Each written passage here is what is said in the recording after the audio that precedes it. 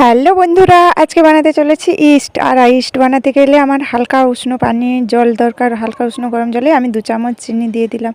আর এটাকে ভালো করে গোলাবো যতক্ষণ না চিনিটা আমরা যখন বাজারে কিনতে যাই, ইস্ট কিনতে গেলাম, তখন দেখলাম হয়তো প্যাকেট মানে ডিবার মধ্যে সিল করা থাকে, যখন খুললাম দেখলাম হয়তো নষ্ট হয়ে গেল। তারপর খাবারটাই দিয়ে দিলে পুরো খাবারটাই খেতে বেস্বাদ হয়ে যায়। তাই আমরা বাড়িতেই মাত্র 2টো উপকরণ দিয়ে বানাতে পারো এইরকম ইস্ট। আর এখানে আমি চিনিটা ততক্ষণ গোলাবো যতক্ষণ না আমার চিনি আর জলটা একসঙ্গে মিক্সড হয়। আর দেখো মিক্সড হয়ে গেলে তারপরে আমি 2 চামচ দিয়ে দিলাম ময়দা। এখানে ময়দাটা ভালো করে মেখে নেব। মাখা হয়ে গেলে অল্প অল্প করে দিয়েছি, কারণ প্রথমে 2 চামচ দিয়েছি, কারণ এটা ভালো করে মাখাতে সুবিধা হয়, তার জন্য আমি অল্প অল্প 2 চামচ করে নিয়েছিলাম। একসঙ্গে দিয়ে দিলে কি হয় জানো তো, যে গোড়া গোড়া মানে গোল গোল টাইপের একটা থেকেই যায়, তার জন্য আমি অল্প অল্প করে দিয়েছিলাম।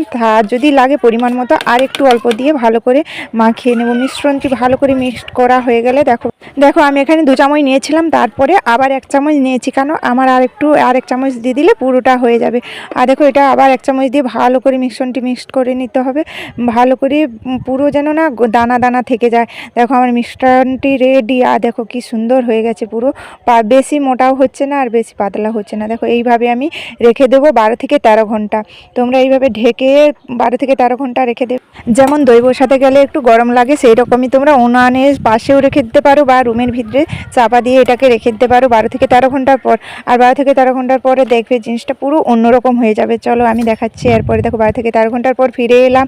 তারপর দেখো জিনিসটা কি সুন্দর হয়ে গেছে। আমরা যে পাতলা পাতলা ছিল সেই পাতলা অবস্থাটাই নেই, দেখছো খুব সুন্দর মিশ্রণটি রেডি।